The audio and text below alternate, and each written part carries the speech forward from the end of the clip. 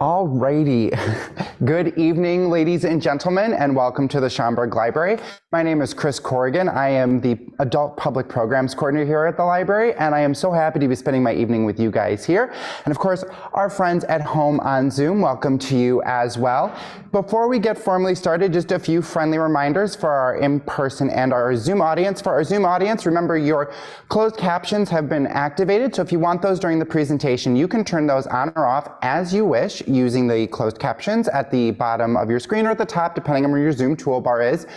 Also on your Zoom toolbar, you will see a Q&A button, and that is the best way to reach out to me if at any point during the program you're having technical difficulties. That way I have the ability to go back and forth with specifically you and help you with any problem you might be having. And that's also a great place to put any questions you have for today's speaker during the presentation. If you have questions for him, just drop those in the Q&A. And we'll be attending those at the end of the program. But don't leave those till the end because you might forget, so add them as you go along.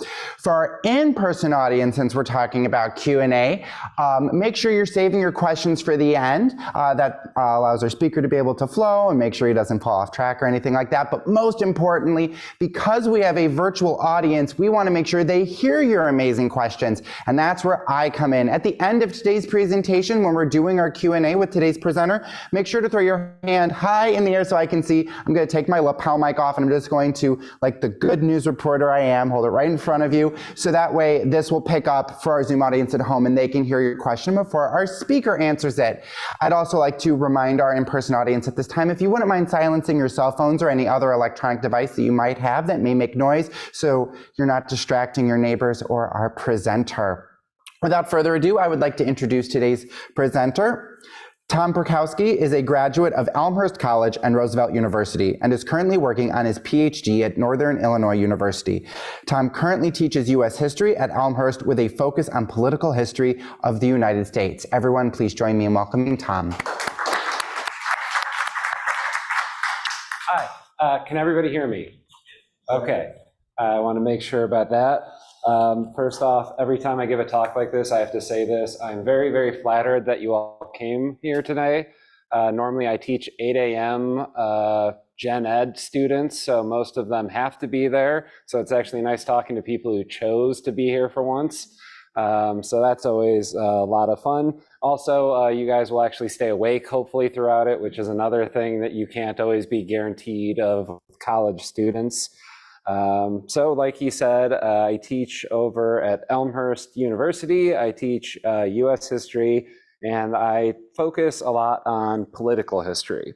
So this talk is kind of about the humor of politics, the humor of history, what led me to write this, what led me to take it out and start talking to crowds such as yourself about this. Basically, I find history to be entertaining. Obviously, that's why I dedicated my life to it. But I also find it to be funny. Obviously, not the wars and the famines and all that type of stuff, not that part. I find it to be funny because I find people to be incredibly funny. And that's actually one of the things that you see a lot with history, is that we tend to forget that history was being done by people. There's kind of like a rule of thumb when it comes to historical tragedies. I know the beginning of a thing about humor, let's talk more about tragedies, that at a certain point, you know, it becomes statistics. And that's one of the things that I don't like. I like to focus on the more human side of history, that these were people, that they are people like ourselves. So he's not one figure that kind of always comes to mind with this for me. He's not a politician, but I find him to be incredibly fascinating. And with the recent movie Oppenheimer, he was a character in it, Richard Feynman. I find Richard Feynman to be one of the most fascinating people I've ever read about. He was a brilliant Nobel Prize winning physicist, and that's what most people know him as. But he was also a guy. always find it very fascinating when you hear these little stories. So if anyone has seen the movie, they don't really name him, but if you notice in the background of some scenes, there's a guy playing bongos. That's Richard Feynman. Richard Feynman also was a bit of a prankster. So him and his wife like to write each other in codes that they each had to figure out.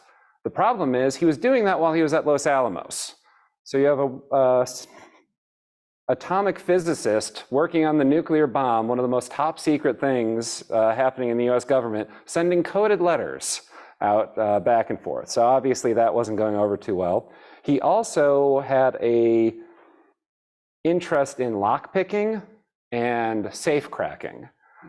So one night, to highlight the problems with security, he went around the entire Los Alamos laboratory and undid all of the locks. Just because he was bored. He decided to do it. Another point, he found a hole in the fence. So he walked out making like a Groucho Marx walk, said bye to the soldiers, walked around, crawled through the hole in the fence, walked out again, did that 3 times before anybody noticed what he was doing. So it's just little things like that. Yes, he was one of the most brilliant minds of the 20th century, but he also just kind of is a guy. He kind of sounds like somebody you'd want to hang out with, right? So those are the types of stories that I always enjoy with history. Also, again, this is going to be kind of the theme for the night, the humanization, that they are just people. They have the same problems, interest issues that we all have. Another aspect of this is that we tend to minimize a lot of historical figures to 1 or 2 aspects of their life. So the one that probably best exemplifies this is Machiavelli. If I say Machiavelli, what does everybody think of? The Prince. One book. He wrote one book, and that becomes his life. His name is now an adjective, an adverb, however you want to use it, a descriptor. The guy wrote many books. He was a diplomat. He had a family. He had a political career. He had a business career. He had all these things.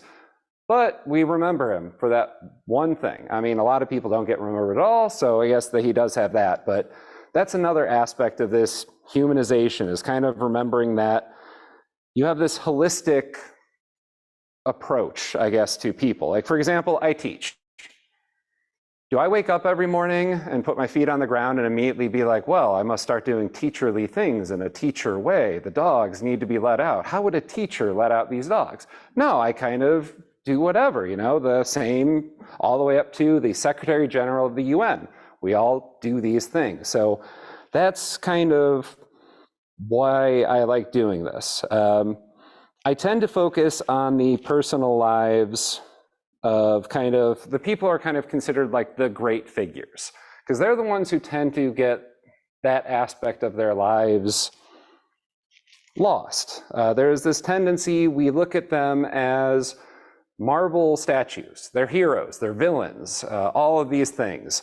One little thing from their lives can, be used against them for the rest of their, for all of time, all of these sort of things.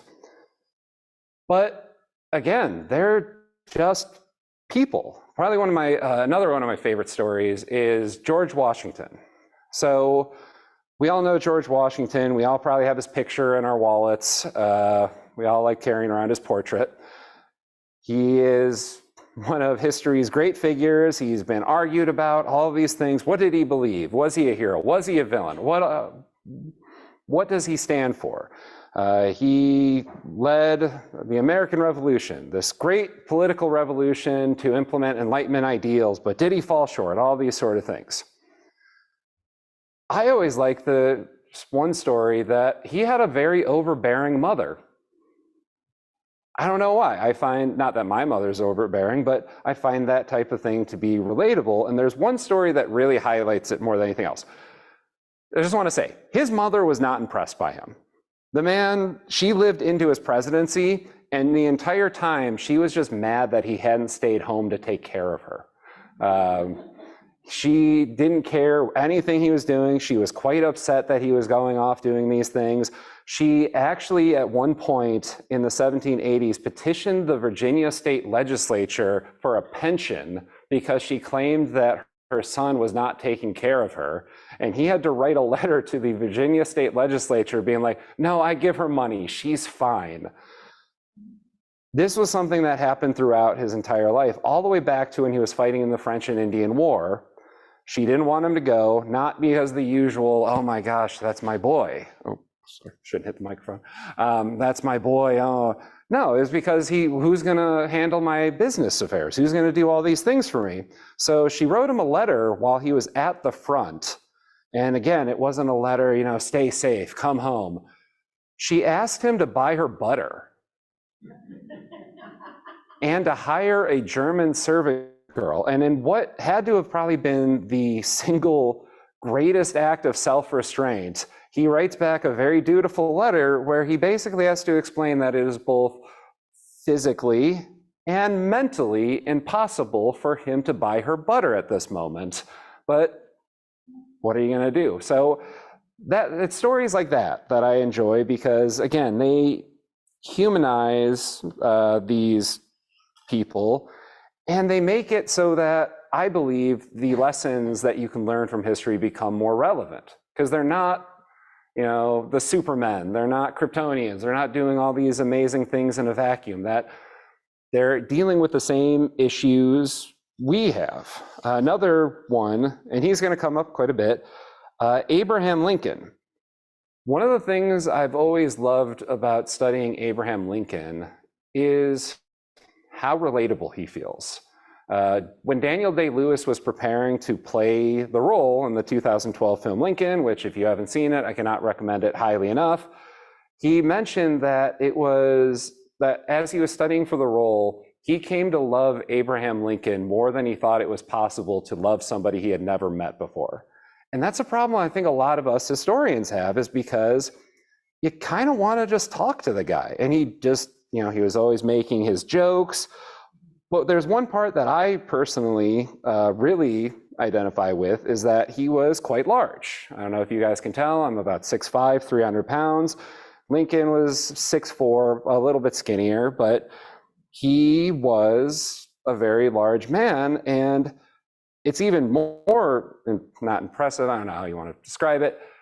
By the standards of his time, it's kind of hard to make an exact measurement. If you go off of like what the average man was in his time and place, he was about the equivalent today of 6'10".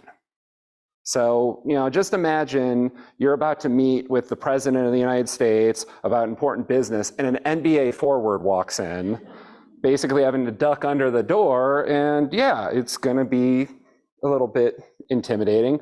One of the things I really like, though, is he does something, and I know there are a few other large men here, and we're all guilty of this, where we like to conspicuously show off how large we are. We get the thing off the top shelf, in front of our shorter friends, things like that. So one of the things that he liked to do was just show off how strong he was. So at one point, he was well into his political career. He shows up at a tavern, and there's an axe hanging on the wall. And the axe was considered very, very heavy, and almost nobody was able to do it, where you lift it by the end of the handle, come around, and you kind of hold it out like this.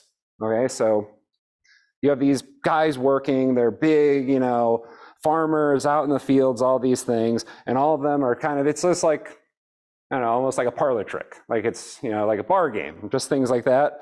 So Abraham Lincoln sees it, he walks up, grabs it, just goes like this, like it's nothing, just to show off, puts it back down, and is like, well, gentlemen, and leaves. Just cause he wanted to. He was just being a guy. I don't know, I've always found those types of things very fascinating. Another thing just odd about, not odd, because I like them too, is that Abraham Lincoln loved cats. I don't know why I've always found that interesting. He loved cats. He once conducted a council of war with Union generals at a forward camp while holding 3 kittens. He had found them earlier in the day. So he's just holding some kittens and, turning to Grant and be like, we got to make sure we do this. And then he deputized an officer saying that I need you to make sure you feed these cats until they're old enough to be on their own. And then, yeah, he just left the cats with them. There's another story of he had 2 cats in the White House, and he would let them eat off the china. And Mary Todd didn't like this, thought it was awful. And Lincoln apparently shot back at her one day saying, because she said, you know, it's so inappropriate. Oh, that's so terrible. You shouldn't let that happen. He said, oh, I know, but it's okay. I mean, if the china was good enough for Buchanan, I think it's good enough for them. So yeah, just little things like that. But okay, so the humor in politics, it ends up taking a few different forms. Occasionally, politicians actually try to be funny. This is such a new phenomenon. Prior to about 50 or 60 years ago, you would not have seen this, because politicians are supposed to be august. They're supposed to be dignified, right? They're very important, high-ranking people. Now, of course, you have presidential candidates hosting Saturday Night Live and all that sort of thing. So this is a relatively new phenomenon. Again, Lincoln tended to be the exception to this. He was well known for making many, many jokes as often as he could, often because he commented and would tell people, you have to tell jokes because they lighten the mood. So he wants to lighten the mood. He's obviously dealing with a lot of very, very serious things. He also realized that jokes at somebody's expense tend to get the best laughs. There's a problem with that. What happens when you make fun of somebody? They don't like it.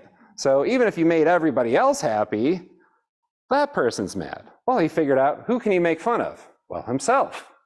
And then nobody is going to get mad. So he started having this very intense, self-deprecating humor. He tended to make fun of his own appearance. That was his kind of go-to thing, which I always find kind of interesting, because we obviously don't have any pictures of this, because it's not like he was going to just take off his shirt. But as far as we can kind of tell, apparently Abraham Lincoln was jacked, especially by the standards of his time. He was a very, very muscular man, but he always made fun of his own appearance despite that. So that was his kind of go-to thing. And his favorite joke was one of, this is the joke. He'd say, there was once a man riding his horse through the forest. And apparently he was one of the ugliest men anyone has ever seen. As he's riding his horse through the forest, he comes across this young woman, and she looks at him and she's, oh my gosh, oh, you are the ugliest man I've ever seen. And the guy goes, oh, I'm sorry. I mean, what do you want me to do? There's nothing I can do about it. And then she shoots back, well, the least you could do is stay home. So that was his favorite go-to joke. That was what he always kind of said about himself. The whole thing with the physical appearance, though, I find kind of interesting, is because it's kind of evolved over time, obviously, beauty standards. So John and Abigail Adams, John Adams, the second president, his wife, they got married. They obviously had been courting and all that sort of thing. And people at the time commented about how it was nice because they were both considered very unattractive in the middle of the 1750s. And there's this book by an author named Joseph Ellis that I absolutely love. And oftentimes as historians, when we're writing, especially when it's very academic, we don't get to be funny, but occasionally you'll just have a parentheses, a little aside, where you can kind of throw your own thing in there. And he was writing about this, and he started describing their physical appearance. And it describes John Adams. He was short, he was very overweight, he was already balding in his early 20s, he was already starting to lose his teeth, they were black, all these sort of things. And then he described Abigail Adams. She was very tall, she was very slender, but was also quite busty. She had long brown hair that had a very slight natural curl to it. And then in parentheses, he puts, beauty standards were very different in the 1750s. So I've always liked that little bit. Anyway, another example, kind of the humor in politics, is that the British they seem to have gotten to it before us. So I don't know if you're aware of this, the British do love a good dry wit. So one of my favorite stories from kind of British politics is 1809. There was an MP named Richard Brinsley Sheridan, and MPs weren't paid. They were all wealthier men, so they had their own businesses and things like that, and land and everything like that. So what he did was he owned and operated a theater. So he had a theater. The problem is theaters at the time had a tendency to burn down because they would light lime on fire to light them. And lime is not very stable to light on fire. So you probably shouldn't do that, especially around a bunch of flowing dresses and curtains and everything like that. But anyway, so he's in Parliament. They're having a debate and word gets to him that his theater is burning down. So he goes running out, he runs down, sees his theater's on fire, and he goes across the street into a wine shop. He orders a glass of wine, he sits down by the window and just watches the fire. One of his friends comes up and is like, oh my God, what are you doing? How can you be just sitting there like drinking wine while your theater's burning down? And what Sheridan replied was, a man may surely be allowed to take a glass of wine by his own fireside. So I always like that one too. The other thing though with the intentional humor is that sometimes politicians use it to good effect. So you can use it to belittle an opponent's point. You can use it to be a bit of a rascal. Probably one of my favorite examples of this is John Quincy Adams. John Quincy Adams was the 6th president of the United States, and he, along with Herbert Hoover, are two men that if they had never become president of the United States, they wouldn't be as well remembered, but their reputations would be so much better. They were beloved for their careers before and after the presidency, not so much when they're president. Anyway, so John Quincy Adams, he's the son of John Adams. He serves as president for 4 years. He leaves. He's disgusted with politics, but his neighbors in Massachusetts convince him to run for Congress. So he begins this post-presidential career as an abolitionist, a member of Congress. So he's fighting against the institution of slavery. He's arguably the greatest former president in US history he ends up serving about 18 years in Congress fighting against slavery. And he's at a time in the 1830s and 1840s where the slavery issue is very much so heating up. And there's a lot of clashing between the North and the South. And what tended to happen was the Southerners viewed themselves as tough, manly men. They're the real men, and us Northern men, I think we're all Northern men here, we're effeminate, we're weak, we're all these sort of things. So what the Southerners would do is they would basically physically threaten the Northern congressmen to either fights, often duels, because again, they're the tough, manly men. And generally what would happen is the Northerners would turn down these fights. And the Southerners thought, well, see, they are womanly. Oh, they're so weak. They won't even fight us like men. The Northerners are just up there just like, these guys are barbarians. Why are they trying to shoot us over every little thing? But, you know, different ideas. So this was something that the Southerners would do. They would often physically threaten the Northern representatives to kind of get their way in many of the debates. And most of these debates ended up being over slavery. Not only that, the Southerners started to view slavery in everything. So there was a debate over tariff rates. Tariffs, you know, are external taxes on imports. What does that have to do with slavery? Nothing. But the Southerners thought it did. So everything is becoming about slavery. Even something as minor, not minor, as clearly not about slavery, distinct, thank you, is that. So Adams is a good Northern man. He took advantage of something, though, that kind of shielded him from a lot of what the Southerners were doing.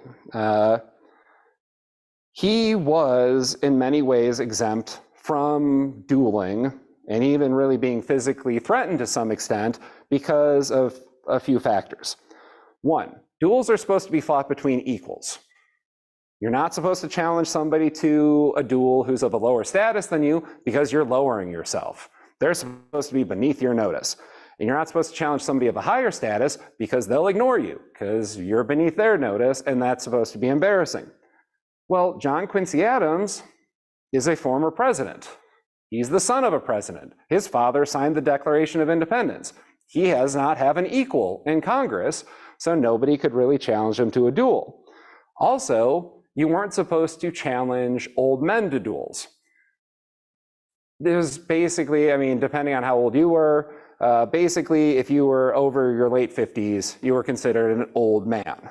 So he was in his 60s or so. So therefore, again, you can't go around, because it's supposed to be a show of honor. It's supposed to be showing how a strong, manly man you are. You don't come across as that much of a manly man if you're going around threatening the elderly. So that was another thing that he was kind of exempt from dueling over. So John Quincy Adams took advantage of these two factors to, probably in the Southern eyes, run his mouth off. He liked to needle the Southerners because he knew full well that he could get away with it. And a lot of the Northerners who didn't want to duel and didn't want to have to deal with this stood to the side, silently applauded him as he went about his business. So over the course of time, he is doing something where he presents petitions to Congress against slavery. So one of the First Amendment rights is you can petition your government. How that would often take place at this time, and you can still do it today, is the petition would be sent to your representative in Congress or a representative in Congress. They would then present it on the floor of the House. John Quincy Adams loved doing this, and it made the Southerners so mad every time he did it. So they eventually, not just because of him, they instituted something called the gag rule. So that's not what they called it, but the gag rule was that anytime an anti-slavery petition would be brought to the floor of the House, it was immediately tabled. At the end of the session, it would just go away. So John Quincy Adams did not like that, so he just brought more petitions. And he just kept doing it. And he tried to tie up time. And also, the rule was not a standing rule. It was reinstituted every session of Congress. So before they put the rules in place, he would try to rush a bunch of them in. So again, all of this is not making the Southerners very happy. They're very, very mad at what Mr. Adams is doing. This all comes to a head on February 6th, 1837. This is the day where he pulls kind of his best trick. On that day, he presents a petition from 9 ladies of Fredericksburg, Virginia, calling for abolition, calling for the abolition of slavery. So this prompted the representative from Virginia who represented Fredericksburg to demand to see the names of the ladies on this petition. He is so mad that they're doing this. This is his district and they're saying this. So he reads the names and he claims, oh my gosh, these are not ladies. Oh, they're mixed race and they're women of ill repute. We know what that means when a woman's of ill repute. So Adams shot back, well, how do you know they're women of ill repute? Obviously, this angered the Southerners a little bit more.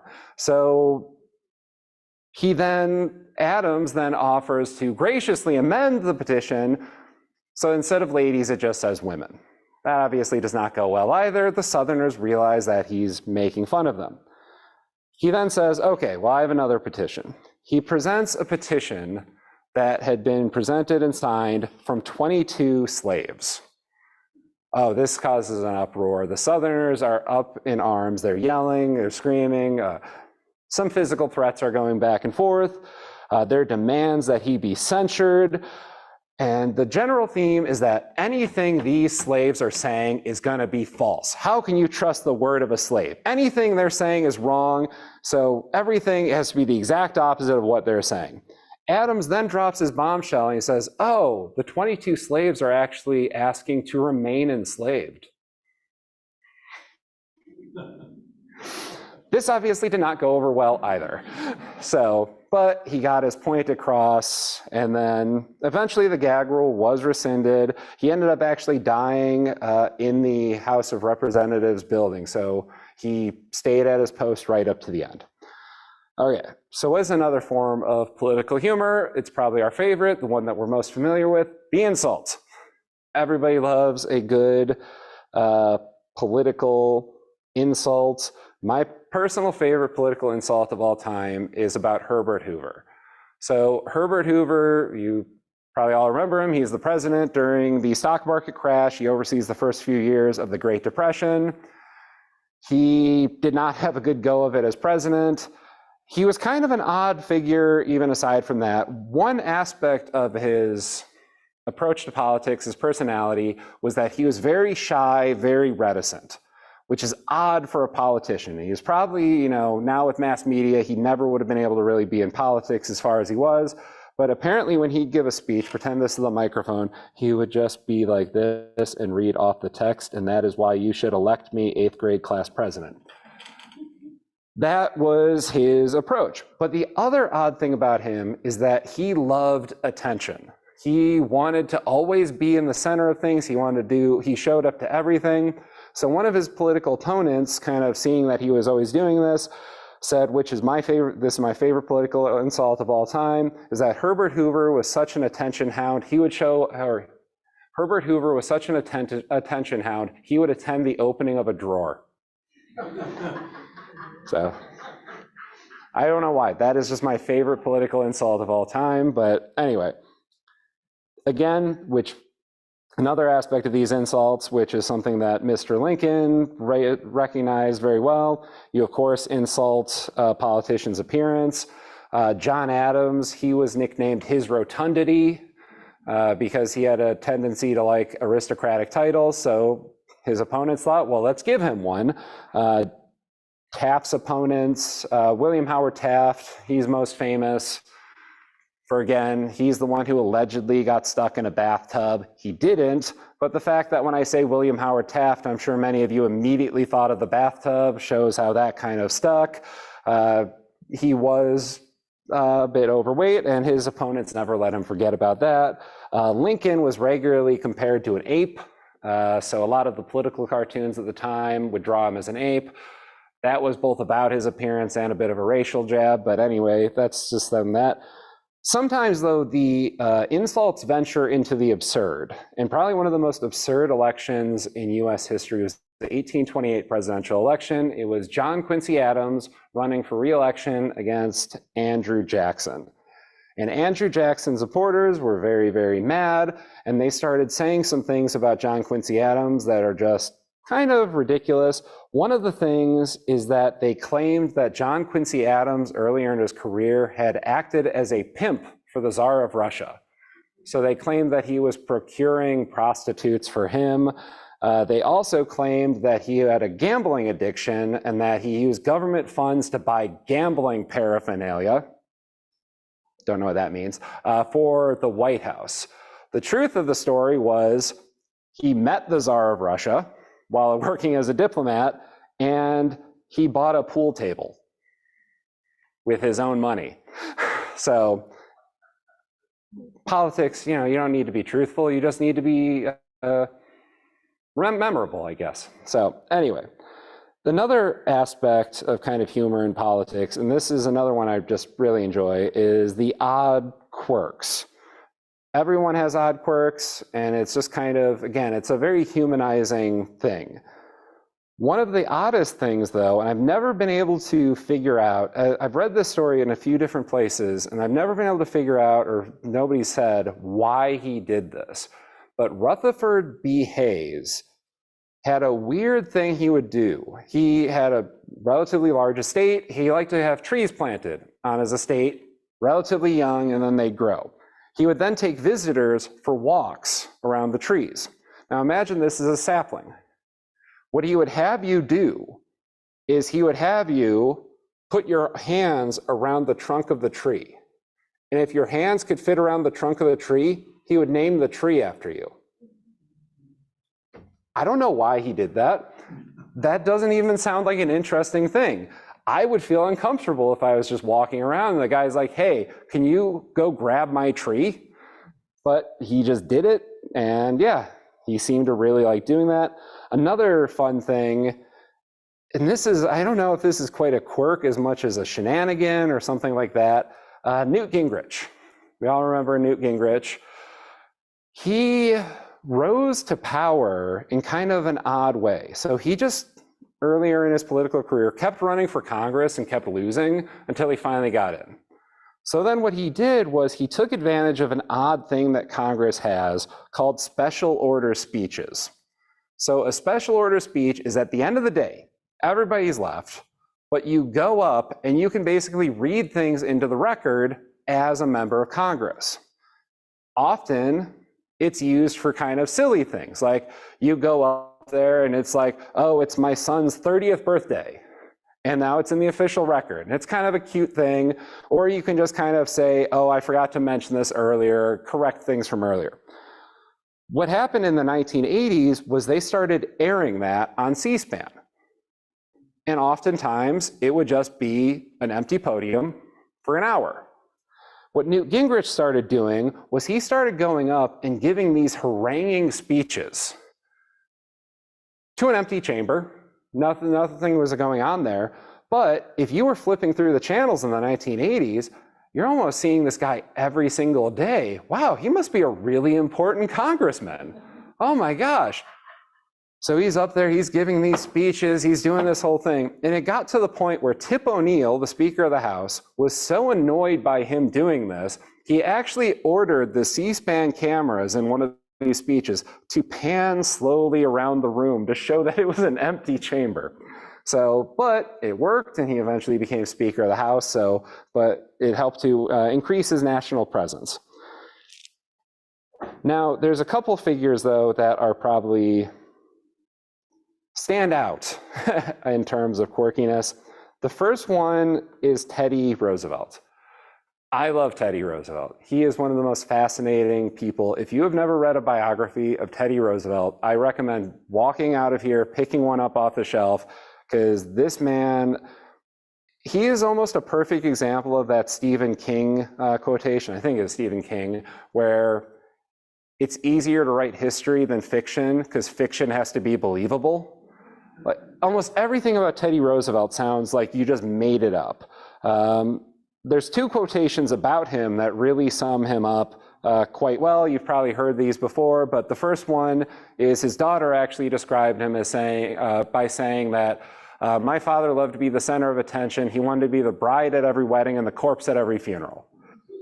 So, and ironically enough, when his niece Eleanor married his cousin, well, fifth cousin, Franklin D. Roosevelt, that's almost what happened. So they're at the wedding. He gave away his niece Eleanor because her father had passed away.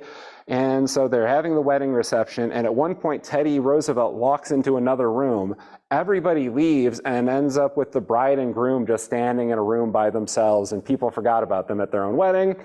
But anyway, the other quotation about him came from, it was after he passed away. The Vice President of the United States at the time, a man named Thomas Riley Marshall, commented on Teddy Roosevelt dying in his sleep, saying, of course he had to die in his sleep, otherwise there would have been a fight. So those are the two things that really sum him up quite well. He was hyperactive. You've probably heard this before, but he loved living what he called the strenuous life. He loved hunting, ranching. He was obsessed with fighting sports, not watching them, partaking in fighting sports, well into his 1950s, or not his 1950s, well into his 50s. While he was president, he would actually invite martial arts practitioners to the White House to spar with him and kind of teach him new moves, everything like that. He was so proud of these achievements that during a state dinner, he once demonstrated a judo hold on a Swiss diplomat. There was another instance where a diplomat was actually waiting to meet with him, and he was told, oh, the president is indisposed, but he'll be with you shortly. Kind of from another part of the White House, he all of a sudden hears it was the president being body slammed. So that was part of it too. He also, while president, invited a heavyweight boxer to spar with him, and the boxer ended up blinding him in his right eye. So again, just normal things for the president of the United States to be doing on a daily basis. In addition to the physical activity, he had hyperactivity in his intellectual pursuits. So he was quadrilingual. He spoke French and German fluently, and he was conversational in Italian, so I guess he could have done better there. He was a speed reader who read usually at least one book a day, if not more. So he would be doing that. He also wrote 18 books on various topics, history, political science, memoirs, all these sort of things. And what's even more remarkable about all of this is that he did it all while serving in various government offices. And even that, he took that energy into those offices. So he was a commissioner of the New York Police Department. And in the 1890s, most people had this job. It was, an easy job. It was just, you got the paycheck, show up at the office, do your thing and leave. You don't have to work too hard. He took it very seriously. He started going on patrols at night, not looking for criminals, but to make sure the police officers were doing their job. So he would go, put on a costume, and basically try to find cops sleeping, and he'd start yelling at cops in the middle of the night that he found if they were being derelict in their duty. He also, and this is something that's kind of sad, because when he won re-election in 1904, he promised he was not going to run for president again, and he immediately regretted it, because he is probably one of the few presidents in US history who genuinely enjoyed being president. So we've all seen the pictures, they look like they aged 20 years in one term, all those sort of things. Teddy Roosevelt loved this. He was the center of attention. Everybody had to pay attention to him. He was doing all these things. Everybody's following his every word. He brought that intense physical activity to the White House. So there's a video which, if I had a presentation, I would have shown it, but I want to make the technical stuff easy. So where he's actually, while president of the United States, he's walking, signing papers with an aide next to him, just kind of tossing them to the side. Sorry, I'm going back, don't worry. So he's walking, signing the papers, handing them to the aide's handing next to him, talking to people, signing official state documents. So it's just kind of, this is the type of person Teddy Roosevelt was. Now, the only reason he was even president of the United States was because William McKinley had been assassinated. So he'd been serving as vice president. He did not seem to enjoy being vice president because the vice president's not the center of attention, but he gets to be president with the tragedy with William McKinley. And ironically, he's only vice president because his predecessor had died in office. A man named Garrett Augustus Hobart was William McKinley's first vice president. He passed away in 1898. So the 1900 Republican National Convention rolls around. They need to find a new vice presidential candidate. At this point, Teddy Roosevelt had been governor of New York for 2 years, or about a year and a half. And in that time, he had taken his Teddy Roosevelt energy and infuriated the Republican Party bosses because he wasn't doing what he was told. He was making, a ruckus, all these sort of things. So at the Republican National Convention, they have an idea. Well, let's just kick him upstairs. We'll make him vice president. He won't be able to do any damage there. Everything will be fine. There were other party bosses, Republican Party bosses around the country who had the same idea. Even though they weren't in New York, he was, for lack of a better word, annoying them. He was doing all these things they didn't like. So they think, yes, let's make him vice president of the United States. There's only one person who thought this was a bad idea, the Republican National Committee chairman, a man named Mark Hanna. He thought this was a terrible idea, and he expressed this by saying, don't any of you realize there's only one life between this madman and the White House? Which, madman is a pretty good description for your vice presidential candidate, I guess. But anyway, so another thing, this is just another odd quirk. I don't know why I've always found this interesting. Lyndon Johnson. There are many, many stories of Lyndon Johnson that are not appropriate for this setting. He made JFK look like a choir boy, and I'll leave it at that. But and we all know what JFK is also famous for. So one of the things, though, is that he had an odd obsession with high-powered showers.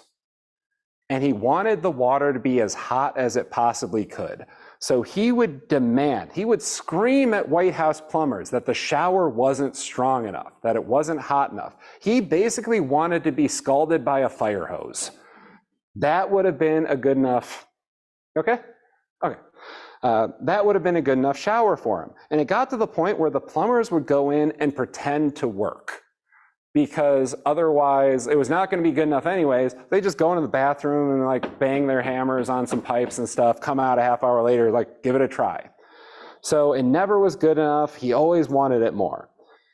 The problem is nobody warned Richard Nixon. So the first time Nixon goes in to take a shower, they actually, some of the staff hears a crash as he got thrown against the wall by, again, the fire hose that's scalding him. He immediately says, get all this stuff out, and they fix it and everything's good. Another person who I really enjoy and is just a very odd guy is a man named Henry A. Wallace. So Henry A. Wallace was FDR's second vice president. He served from 1941 to 1945. And he was just considered strange. He wasn't necessarily hyperactive like Teddy Roosevelt. He was just considered an odd guy. So he was engaging in a lot of New Age mysticism and things like this, and he would talk about it with people very, very openly. Again, this is the 1940s. Roman Catholicism is considered an out there religion, and he's talking about all of these things.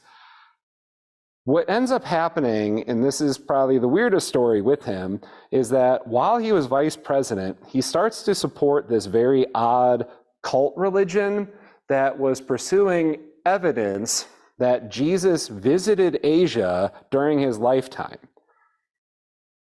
So I don't know why he's doing this again, but so he's doing this. So the reason why he kind of got caught up with this is previously he had served as Secretary of Agriculture in the earlier parts of FDR's administration, and he kind of got caught up with this guy who was named, I wrote his name down to make sure I got it right, Nicholas Konstantinovich Roerich, who claimed to be the leader of a group called the White Brotherhood of the East. He also happened to be the only member of the group, which makes it easier to become the leader. But anyways, he tells Wallace that he has proof that Jesus had visited Asia, and that while he was there, he apparently painted thousands of paintings and left them around to be hidden, and that he knew where to find them. So Wallace, hearing this, thinks, well, we have to support this. So he uses government funds to send this guy to Mongolia. Now, this is the late 1930s, early 1940s. There's kind of World War II going on, and now you suddenly have this guy wandering around the Chinese countryside with a bunch of money, whose cover story is that he's looking for Jesus. When the Chinese authorities caught up with him, they did not believe this, so they arrested him. Eventually, they realized, oh, he's not a spy, he is just crazy. Okay, let's send him back to America then. Once he got back to America, not surprisingly, he got arrested for tax evasion. So, throughout all of this, guess who his biggest supporter continued to be? The Vice President of the United States. So that was Mr. Wallace. He actually only was serving as vice president because nobody liked him, but FDR for some reason did. He had a soft spot in his heart for this guy, and in 1940, John Nance Garner, FDR's first vice president, decided he didn't believe that FDR should serve a third term and that he wasn't going to serve a third term either, so they're looking for a new vice president, and FDR handpicks Wallace to do it. This infuriated all of the Democratic bigwigs. Nobody liked this guy. Nobody thought this was going to be a good idea. And the opposition is kind of summed up. There was a Democratic state governor at the Democratic National Convention. He was asked by a newspaper reporter how he felt about Wallace as a potential vice president. And the state governor said, oh, Wallace is actually my second choice. The reporter is surprised. Really? He's your second choice? Who's your first choice? And the state governor responded, any other person in the country. So, yeah, you can tell he had a lot of belief from his supporters. Eventually, though, after 4 years, he wore out his welcome. That's how we got Harry Truman. So this leads to kind of the last part of the talk, which is, I'm sure you've noticed there's been a lot of talk about vice presidents. I really wanted to try to avoid focusing too much on a single office, but the vice presidency just seems to keep coming up because it seems when you're looking for ridiculousness in politics, the vice presidency seems to be where a lot of it ends up being centered. I personally have sort of a special relationship with the vice presidency. I actually wrote my master's thesis on the vice presidency.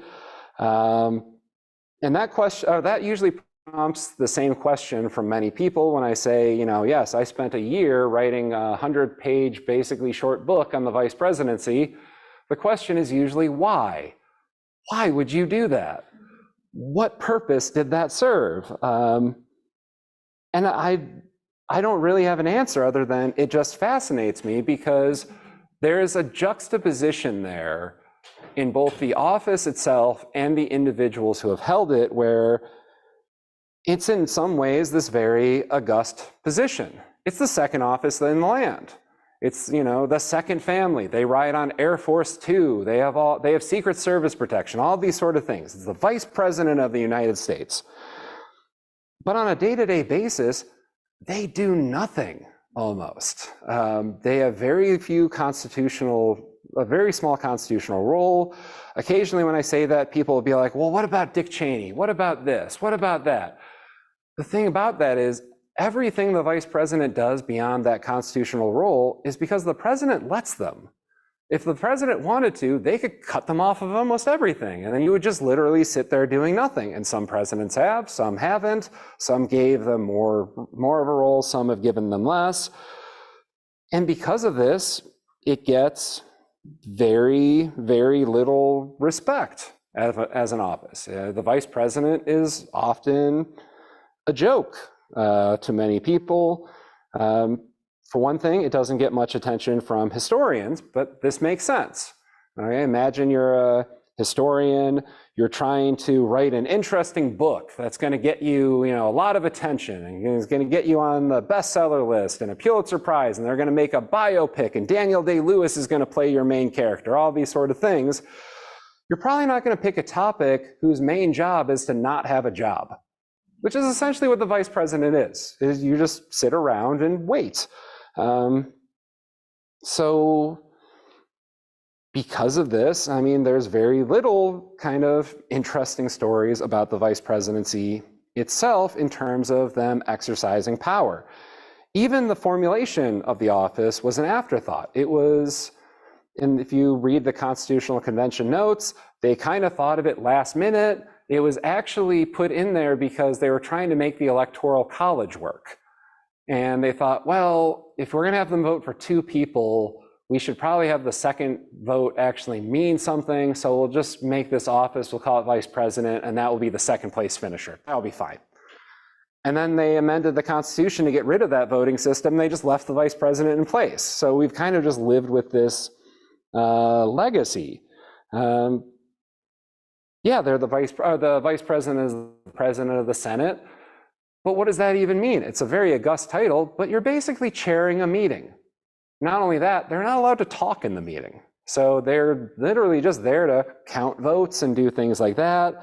One thing that actually makes this kind of interesting is that as I was writing my thesis, it did make it a bit easier for anyone who has done academic work. You'll know this part. There's something in history called the historiography. If any of you have read a history book, I'm sure you've noticed at the beginning, they'll start talking about the other history books on the same topic and where their arguments fit in.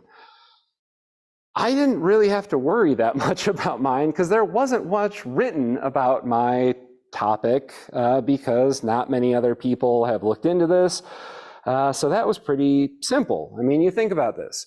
If we were to all get in our cars, drive over to Barnes & Noble, or go out on the shelves here, we would probably find at least 10 of those books that I'm sure you've all seen, where it's like the compendium of presidential biographies, or not biographies, like little biographical blurbs, like 10, 15 pages, an encyclopedia of the presidents, all of those sort of things. You guys are familiar with those books, right? We would not find one on the vice presidents because one, why would we? But two, that just wouldn't sell. So I actually brought one of the few of those types of books. Again, it's got little chapter sections on each vice president, and it's laid out much the same way. But while those presidential ones tend to be very serious, again, very respectful, things like that, this book is just kind of making fun of a lot of them, which is actually kind of fascinating. For one thing, the title is Bland Ambition. So that tells you right off the bat that this is not a really respectful look. Then the subtitle is, and it's an older book, so it stopped in Dan Quayle, From Adams to Quayle, the cranks, criminals, tax cheats, and golfers who made it to vice president. So if you flip through then to one of the one of these chapters, for one thing, one of the chapters is about vice presidential candidates who lost, and that chapter is called Those Who Dared to Be Second and Failed. So one of the chapters, Garrett Augustus Hobart, the man I mentioned earlier, who was Teddy Roosevelt's predecessor, who passed away, his chapter starts off like this. There have been many vice presidents in the nation's history, and the most that can be said about Garrett Augustus Hobart is that he certainly was one. So that's the level of respect this field is getting. Even my thesis advisor, I finished it, it got accepted by the school, everything like that, I'm graduating. I'm feeling like a big shot, right? I go into my advisor's office and I'm talking to her. I give her the hardbound copy that they make you buy to give to them, so a little bit of a scam, but anyway, so I give it to her, I'm feeling good, and she says, you should be really proud of yourself. You know, you're probably one of the top 10 vice presidential historians working today. And I'm thinking, oh, that's great. And then she says, too bad there's probably only about 8 of you. But this ends up creating a rather interesting situation for a lot of these vice presidents, kind of on a psychological level. You think about it, to become vice president of the United States, you've probably had a pretty long and distinguished career. They've been CEOs, members of Congress, senators, representatives, governors, generals, all these sort of things. And then suddenly you get to a point where your job is just sit there quietly. That's it. And the best you can do is not embarrass your presidential administration. And a lot of them, they have some troubles with this. So Thomas Riley Marshall, I mentioned him earlier. He's the one who said the comment about Teddy Roosevelt dying. He was kind of known for his humor. He once described being vice president as that your job is to wake up every day, walk down to the White House, knock on the front door, ask how the president's doing, and as long as the president's fine, you're done for the day. You go back home and you wait till the next day. This is something then that becomes kind of odd, because when you think about the vice president, you have three main jobs. Three main jobs. Their one job is to serve as president of the Senate. Their other job is to serve as president if the president dies. The third one is the one, though, that we tend to give the most weight to, even though it's oddly enough probably the least important one.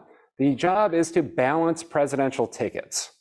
So the president gets nominated and you want a vice president who's going to balance that out and appeal to a different electorate. The reason why I say it's kind of pointless is, has anyone here ever voted for a presidential candidate that they hated because they really like the vice president? No, nobody's ever done that. You can look through it. Vice presidential candidates lose their home states all the time, all these sort of things. The problem is that's how vice presidents get chosen, and then that actually ends up affecting their job performance. Again, this is not always the case. Initially, the president and the vice president were chosen by, you had the Electoral College, every elector would go and vote for 2 people. Both those votes were for president.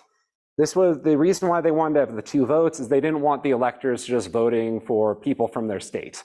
So that's why it's in the Constitution that when you vote twice, and now it actually extends to the president and the vice president, you can't vote for 2 people from the same state. So it would have forced them to vote for somebody from another state to make it so that you don't have electoral gridlock. The vice president was created to kind of help facilitate this, and it makes it so that, well, you have the president, then the vice president is the runner-up.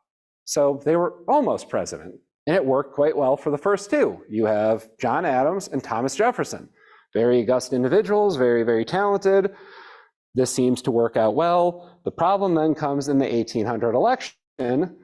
You had a tie because you're voting for 2 people. they hadn't taken into account the idea of political parties. So you have a presidential candidate, you weren't supposed to have a vice presidential candidate, but they started to. They got around it for the earlier elections by saying, well, we'll have a couple people vote for a different, kind of throw away their vice presidential votes or the second vote, it'll be fine. 1800, they forgot to do that. Jefferson ties with Aaron Burr, who will come up later. And so they think, well, we can't have this happen again. So you have the 12th Amendment, which creates the current system we have now. Almost immediately, the quality of vice presidents dropped off, starting with a man named George Clinton. He's elected vice president in 1804, because at this point, Aaron Burr has already shot Alexander Hamilton, and he also had done some other things, so they weren't really going to let him run for vice president again. He then went off west and tried to commit treason. He's an interesting fella.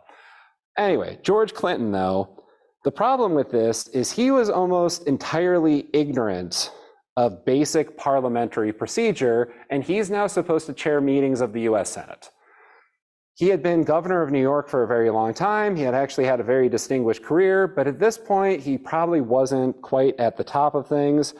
So while presiding over sessions of the Senate, he would often become confused. He'd forget points of order. He would miscount votes. He would do all these sort of things. At one point, he actually got confused and in the span of a few minutes appointed 3 separate committees to look at the same issue. So this is the man who is now overseeing the Senate, and then he was frequently absent. The thing was, a lot of people were very happy when he was absent because they could actually get things done. So he actually kind of starts this other tradition with vice presidents of them not doing their jobs. A lot of them just leave Washington. There's actually a position called the Senate President Pro Tempore. You've probably heard of this. That is the person who presides over the Senate in the vice president's absence. It was created because vice presidents just left so often and they needed to have somebody to be able to do that. Daniel F. Tompkins, he's James Monroe's vice president. He basically spent his entire 2 terms as vice president up in upstate New York, just overseeing his business. Richard Mentor Johnson, he was Van Buren's vice president, 1837 to 1841. He had so much free time that he went home to Kentucky and opened a bar, which I always love that idea that the vice president of the United States used their vice president's salary as startup capital for a tavern. But anyway, he did that. Hannibal Hamlin, Abraham Lincoln's first vice president, he was simultaneously serving in the Coast Guard for Maine. He actually got called up to active duty during the Civil War, and they told him, hey, you don't have to go. You're the vice president of the United States. And he was like, I got nothing else going on. He went and he spent 90 days on a boat off the coast of Maine serving in the Civil War. So anyways, with Clinton, his term is coming to an end in 1808. Jefferson is not going to run for re-election. They're looking for another presidential candidate.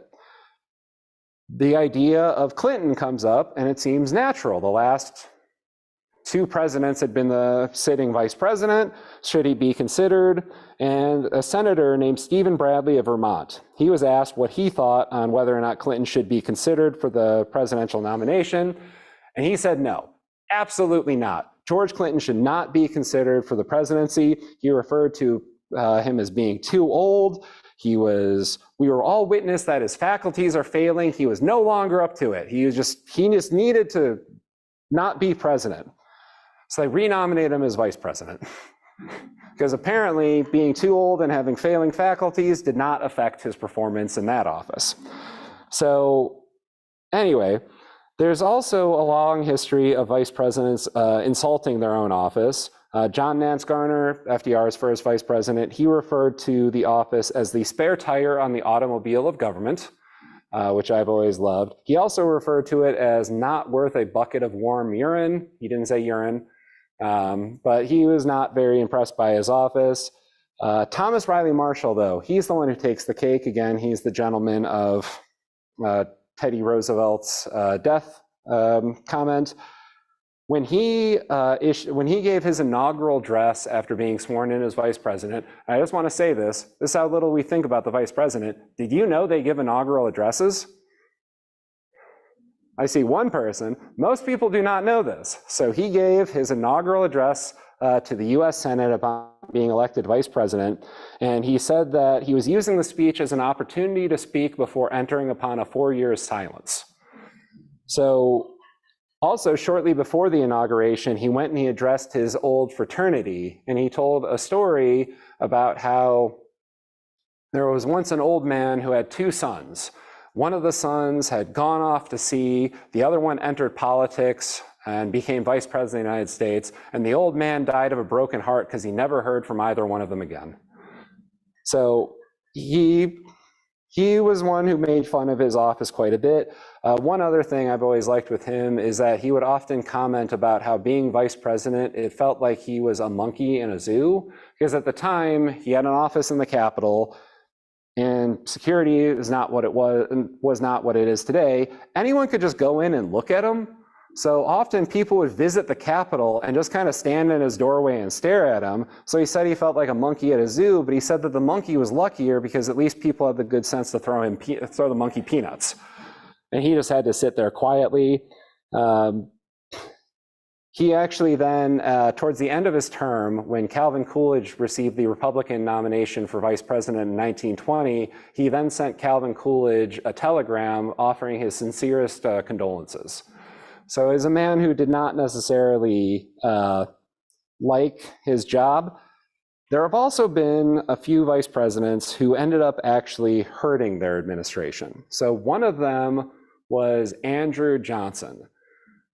Andrew Johnson was Abraham Lincoln's second vice president. He ends up becoming president, obviously, when Lincoln is assassinated. And he was kind of an interesting fella. He was born very, very poor in the South. He had a very tough childhood. He kind of, succeeded against all odds. So eventually, he gets elected vice president of the United States. He then shows up the day of the inauguration, and he was basically hungover. He had a bit of a drinking problem. There are some historians who will try to claim that he was ill. He was probably hungover. The outgoing vice president, who was not happy that he had been replaced on the ticket, decides to offer him a bit of the hair of the dog. So he gives him a few drinks of whiskey. Johnson throws it back. And he then goes out and gives a rambling speech to the United States Senate where he basically is ranting about his enemies and being like, you never thought you'd see me here. And then in the middle of it, he just kind of trailed off and stood there like this, at which point Hannibal Hamlin jumps up and immediately swears him in, realizing, oh, I might have screwed up, actually. Then Abraham Lincoln, who's always known for being Mr. Calm in many scenarios, apparently then went around to everyone who would listen, was grabbing him by their lapel and being like, we are not letting him speak outside. So again, Abraham Lincoln, the Mr. Calm, he even was upset about these things. Then another one is Charles Gates Dawes. So he was the vice president under Calvin Coolidge. He was actually known for taking an afternoon nap, again, showing you how much work they have to do. The vice president just can go off for a 2 to 3 hour nap every afternoon. What ended up happening was there was an important vote coming up in the Senate that looked like it was going to be a tie. The administration really wanted to go one way. The opposition obviously wanted to go the other way. The vice president breaks the tie votes. So a bunch of the opposition files in and they put their name on the list to speak. So the vice president thinks, oh, this is fine. He goes off to take his nap. What ends up happening is all those speakers at the last minute decide that they didn't actually have anything to say, and they rush the vote in while the vice president was off taking a nap. So that's a good thing. And then obviously there is probably the one who did the most damage, Mr. Aaron Burr. We don't need to go into what he did. We all know what he did. He shot Alexander Hamilton. But I do just always want to end with this joke, which is, it's one of those jokes where once you write it, it's got to stay in. When it comes to Aaron Burr, if I had a nickel for every time a sitting vice president of the United States has shot someone, I'd have 2 nickels, which isn't a lot, but it's weird it's happened twice. So with that, we will now move on to the Q&A. Awesome. Thank you so much, Tom. I can't, I have something in my hand, but if everyone could help me by giving Tom a large round of applause for his wonderful fountain of knowledge. If I clapped right now, our Zoom audience would be very upset. For our friends out there on Zoom, please feel free to throw any questions you have for Tom in the Q&A, and we'll take some of those. But does anyone out here in our live audience have a question? You've learned how this works. Is there any point in the future that the vice president will disappear? So you never know. It's kind of one of those things where it's kind of like the Electoral College, where every 4 years we end up saying, this is so weird, why do we do it? And then immediately we forget it. The thing about the vice presidency is I feel like it's almost got inertia. Like it will probably just continue to exist because it has always, not always, but it has existed. So, and also it is like I said, they like to stick people there as kind of like a little plum patronage. They like to do it to balance tickets, things like that. So, but yeah, probably not. But who knows? Other questions? Oop. Yep. Some of the stories that you mentioned probably aren't in the conventional history book. So how did you do your research to come up with some of these things? So a lot of the stuff, basically you kind of find by combing through more of the records, like, you know, the primary source documents, things like that, those types of stories. Occasionally you'll find them in the traditional history books where they'll kind of be thrown in, because I think other historians like me kind of enjoy this aspect of it as well, so they try to throw it into their work. So I've kind of come across a lot of these stories as well, just in my doing research or doing schoolwork on other things. So for example, like that story about Abigail Adams being an unattractive woman, that was in a book about kind of the role of women in politics. And Abigail Adams is obviously a very important part of that. And I'm sure it was just a situation where that author found this and was like, well, I can't not tell this story. So you find a way to throw it in. So. Other questions? You said that, you know, President Lincoln enjoyed Grant's presence. And here you have someone who's like 6'10" in our, you know, time, and Grant, who was barely over 5 foot, yet was one of his best generals and was nicknamed the Little 'Un. Yeah, I'm sorry, what was the question, or just comment? The question, I was just, what did you think about that? And do you know who started calling him the Little Un? I don't know who called. That's a good thing to, you know, look up. I always actually have loved Lincoln and Grant, though. It's kind of like you said, like they kind of seem like almost an odd couple. But one of the things I've always found interesting about Lincoln and Grant is that as different as they were, they had a few very interesting formative experiences that almost made them the perfect figures for what they ended up doing. This is not about humor. This is kind of more of a psychological thing. Both of them had very similar stories of hunting when they were young men, or older boys, young men, where the one time they ever went hunting in their life, they shot the animal, went over and looked at it, and felt appalled that they had done that. And it's interesting that you have these two men overseeing the bloodiest war in American history.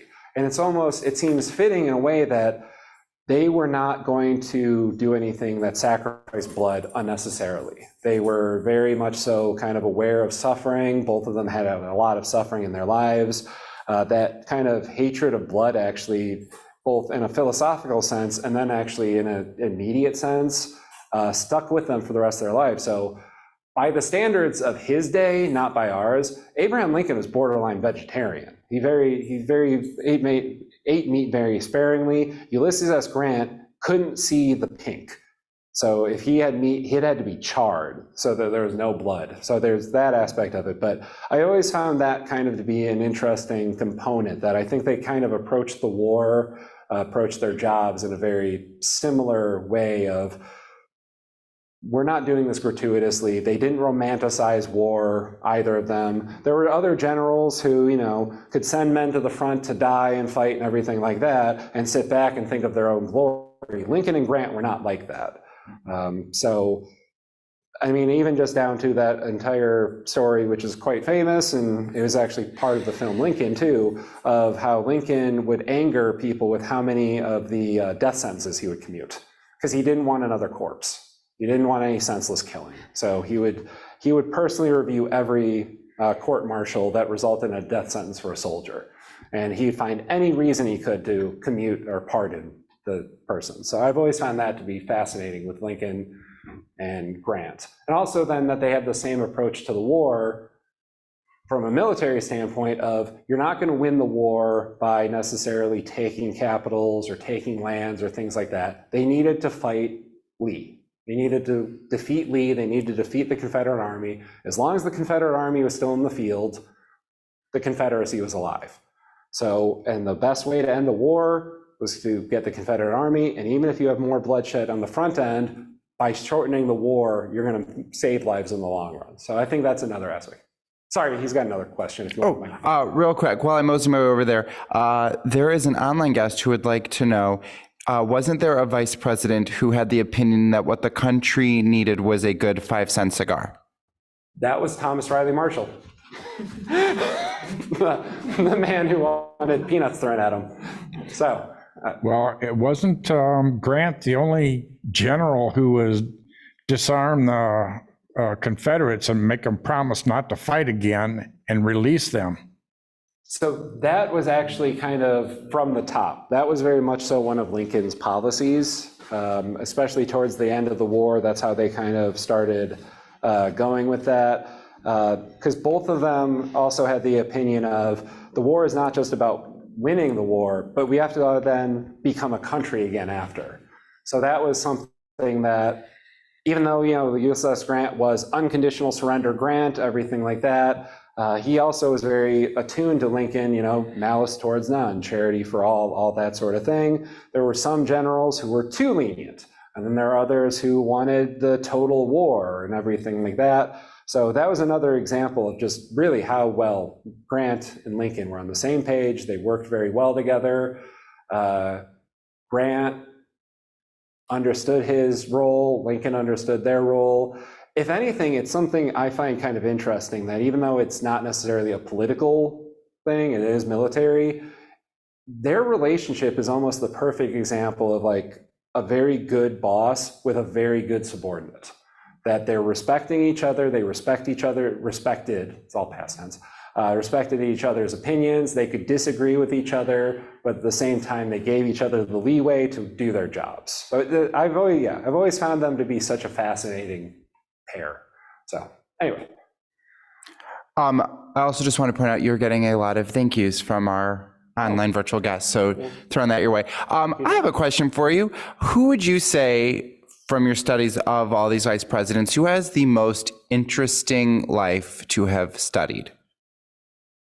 I mean, I guess Teddy Roosevelt would be the one, because that is, I guess that's almost cheating though to say that. And the second would actually be Aaron Burr. All right. Because Aaron Burr, I kind of alluded to it, he was so fascinating. For one thing, he was again, for the standards of the time, like a hardcore feminist. He very much so believed in female education. He ended up actually marrying a woman who was much older than him because he liked talking to her. They had a daughter that he tried very hard to get educated as much as she would have gotten if she had been a son. He actually, I believe, tried to even get her into college, but in the 1700s, that was not flying.